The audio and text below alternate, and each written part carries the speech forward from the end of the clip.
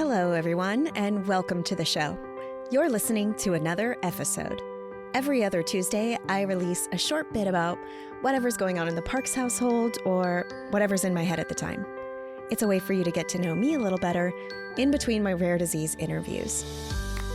Most of you know I'm from a teeny tiny small town in Montana. We didn't have any kind of public transportation, no buses, light rails, or taxis.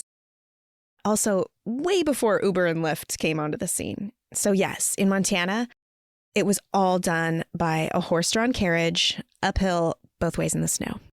When I moved from Montana to Washington, I first moved to this town called Bremerton, a Navy town I soon learned. It's across the Puget Sound from Seattle, and you have to take an hour-long ferry ride to go back and forth between the two towns. A ferry, also something I had only seen in movies with like a New York setting before.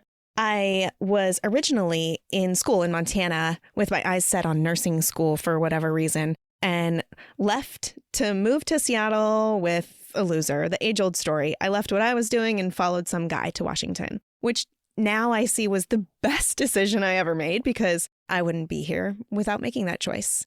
Anyway, I realized Bremerton was not really my scene and was thinking, what could I do in Seattle? And was like, well, why don't I just go to hair school and learn how to be a cosmetologist? That sounds fun. So I researched all the schools around and found like the creme de la creme of the beauty schools. It was in a neighborhood called Capitol Hill in Seattle. So I made an appointment to go take a tour and sign up.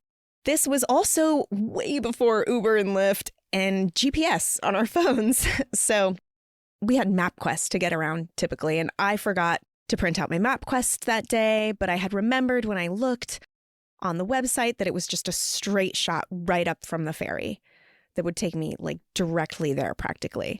And I remember that morning really vividly. I remember being so terrified to just go to Seattle by myself, to visit the school, to be out in the big city navigating things. And I begged my friend and roommate to come with me, but she was in no state to join. And, you know, it's weird because I felt so independent and confident in general, but for some reason, this was really scary to me. But I did it. I did it anyway, and I got lost. You know, I had like a pink Moto Razor, and its very limited map was so confusing, and I got to 9th Avenue, and then it said Terry. Like, what? Where's 10th? Where's 10th Avenue? And I remember seeing a direct line on the map, and all of a sudden I was stuck, and I was getting hot and nervous, and I had never been late for anything in my entire life. I had like called everyone and nobody answered the phone. And if you know anything about Seattle, none of the people walking around would even sort of make eye contact with me for me to like say, "Excuse me." I felt stupid and cringed at my fear and knew I shouldn't have done this, or was even maybe a little disappointed that maybe I wasn't independent or brave. And I kind of felt like this a couple days ago for a moment. I was coming off of the glow and the go of the Global Jeans Summit, and I went straight to another event to speak on a panel. It was kind of last minute anyways, agreeing to do it.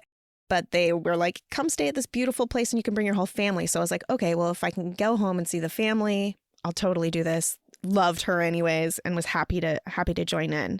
And so I wasn't super prepared and maybe didn't completely understand my role exactly. And I was talking on the panel at 8 a.m. and suddenly I felt like I was on 9th and Terry.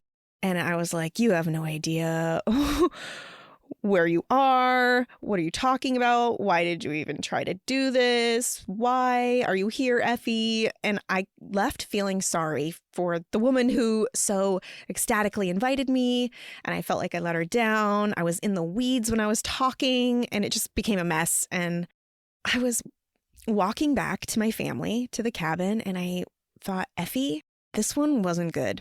This was a crash and burn. You didn't do a good job, and you got lost. And there was no one to swoop in There was no map. And out loud, as I was walking through the damp forest back to the cabin, I said, Effie, you can feel bad about this for only a couple more loop-de-loos in the forest.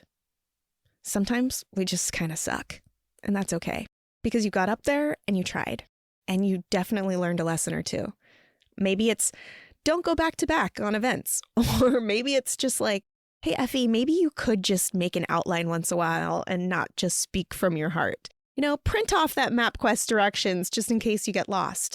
Back in Seattle, I actually eventually left said loser, and I got my own apartment in the heart of downtown Seattle. After I had been commuting on the ferry for years, 2 hours a day, and making my way through the city all on my own, I knew a dozen bus routes. I knew the ferry schedule by heart. I can draw you a map of probably 8 Seattle neighborhoods that I used to walk through every single day, 20 miles a day. And navigating that city wasn't really scary after I just made the decision, and I kept doing it. Just like my failure at this last panel. It doesn't define me. Screwing up and failing is all part of the process. And getting back up feels so much sweeter than it does to sit down in there longer than needed.